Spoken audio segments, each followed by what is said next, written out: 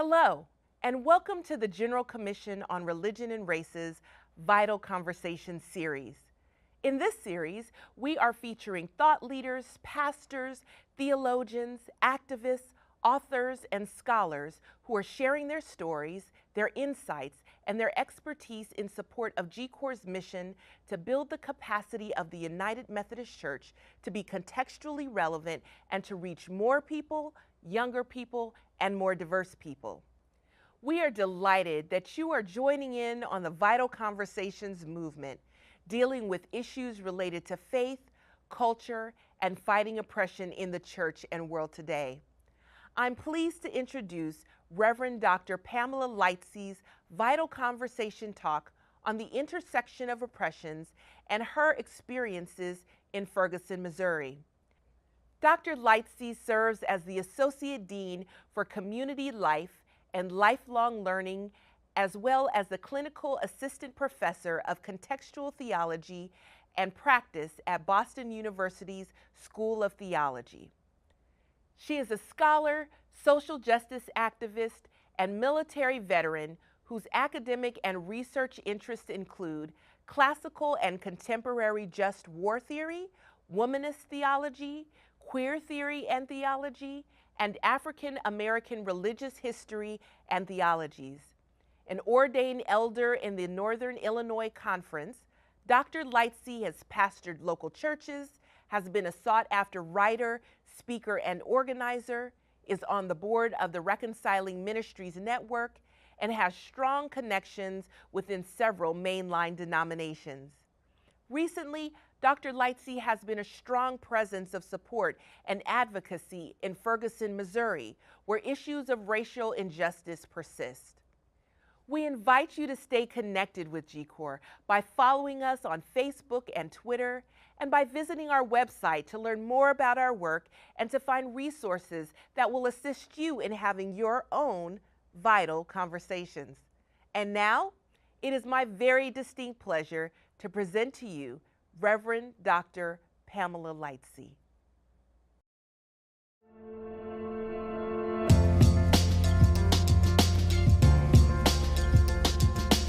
I grew up in the 60s. In fact, I was one of the first group of black children who was bused from their neighborhood in order to desegregate a white school in Palm Beach County. I remember the fear that we had getting on the bus, going from our neighborhood to a neighborhood we knew very little about. That experience was frightening, but it was also the beginning of my work as an activist. I became very intrigued with the Black Power movement, and I also was very concerned about apartheid in South Africa. Racism was a major part of my pushback, of my being formed as an activist in my early years and as a teenager and growing up. So it was really strange to me, after having gone through such a strong battle against racism, that when the Lord called me to ministry, I had black men walking up to me telling me I was going to hell because God never called a woman to preach. I was like, black man, you're going to be my oppressor now? After all I've gone through to walk with you in the struggle against racism? Intersectionality. And then also, to come to the United Methodist Church where we talk about cross-racial appointments, only to be aware that cross-racial appointments aren't always as cross-racial as we say they are. There are still churches that I can't preach at or preach in because I'm a woman. And there are still areas within our church where I'm not appreciated because I'm a black woman. Intersectionality. It still is at work in our church and in our world. As United Methodists, as people of faith, as Christians, we talk about being made in the image of God. And so we have a doctrine, which is a doctrine of Imago Dei. That is, we are made in God's likeness. And as Methodists, we go on to say that not only are we made in God's likeness, not only are we the Imago Dei, but that we are all people of sacred worth. So how can we embrace that doctrine of the Imago Dei? How can we think about God's created world and the fact that we're all created by a good and loving God who thinks of us as good, as part of God's good creation. How can we move from that point forward and embrace something that is so antithetical to God's creation and to us being part of the Imago Dei?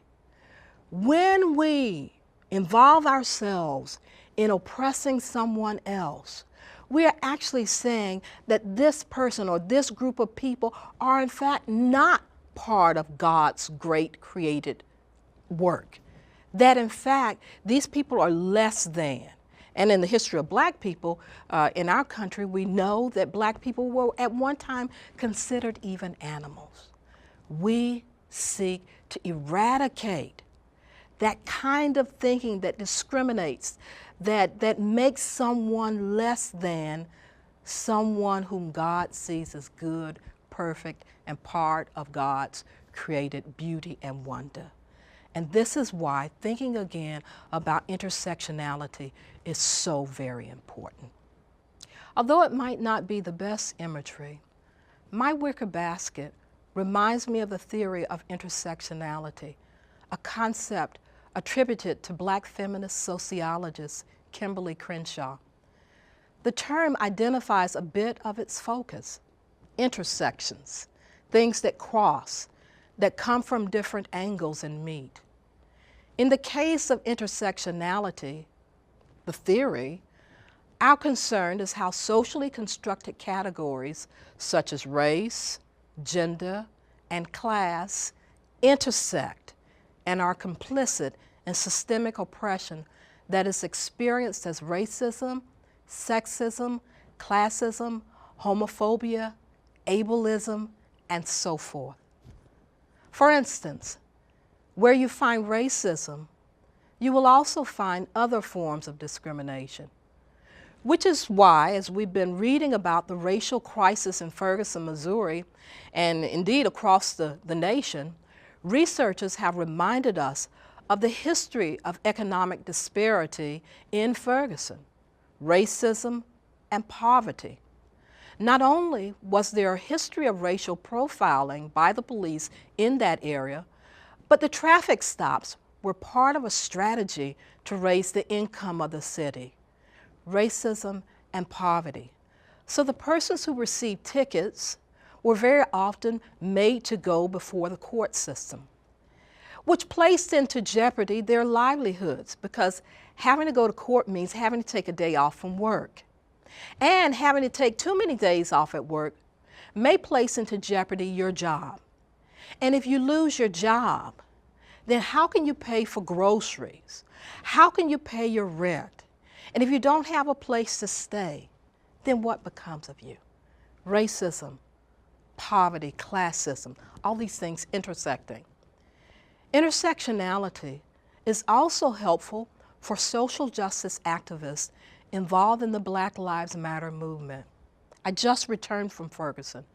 I was there during the first 21 days of unrest in 2014, and I returned many times since protesting, live streaming what is happening, listening to the people, and when asked, sharing my theological reflections about what is happening and how we might move forward.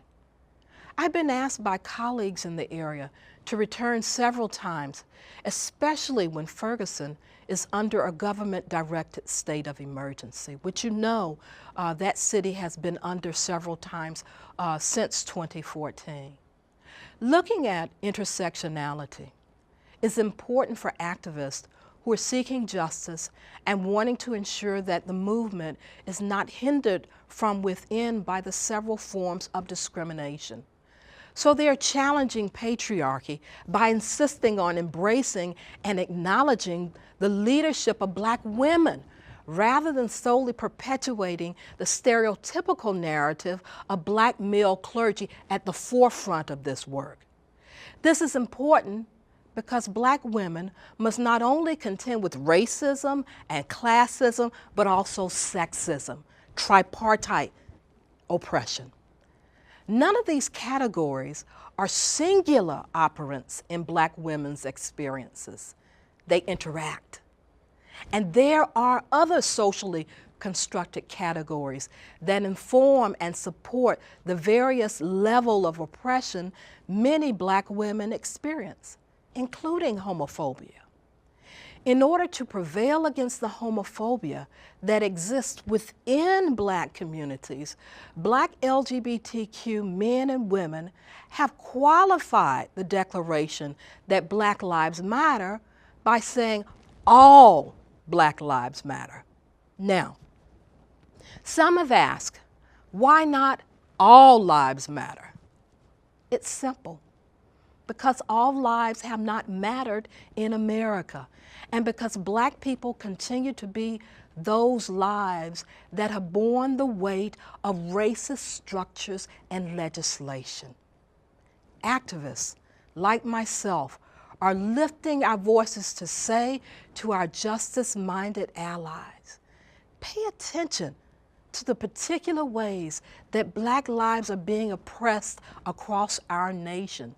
Stay focused on that suffering rather than moving away from this discomforting picture to generalize, expand, and therefore make invisible Black suffering by saying all lives matter. Now, let me return to my wicker basket as I make another point. It is very important during these days when we are seeing brutality against Black people almost on a daily basis that we pay attention to the particular ways that oppressions intersect, because it is when they intersect that connections are made that uphold and strengthen the structures of oppression within our nation. Here's a true story. One day, while preparing for work, I noticed these tiny cuts on my wrist. They looked sort of like paper cuts, but I couldn't remember handling any paper that morning. So I stood in my bathroom trying to figure out how in the world I cut myself. And then I looked over at my wicker basket and immediately saw the problem. My wicker basket had these sharp protrusions, the endings of several wicker strands. Unaware of this defect, I was cutting my wrist whenever I reached into this created instrument I thought would be so beneficial. And as I stood looking at the basket, it occurred to me that this is how oppression operates. Not only do oppressions connect and reinforce one another, the system also poses harm to those who believe they benefit from it. Discrimination is an ugly system of containment that harms within and without. The systems that are sustained to benefit a few and oppress so many actually harm everyone, oppressed and oppressor. The oppressor doesn't get to pull stuff out of the system without subjecting themselves to the harms of that evil. This is a lesson which our allies in the Black Lives Matter movement are very aware of. And let me tell you what I did with that wicker basket. As you see in the picture, I capped off the ends. I eradicated the threat of me being cut. I took care of the problem. So what can you do? It's easy. As a United Methodist, remember we're called to social justice works. Do the work as a true disciple of Jesus Christ. Take the risk to speak up against oppression, to acknowledge your own places of privilege, and to make prayer an action word in your life. It won't be easy. It's going to cost you something. Make the sacrifice. Take the risk. Do the work and be free. For we have nothing to lose but our chains.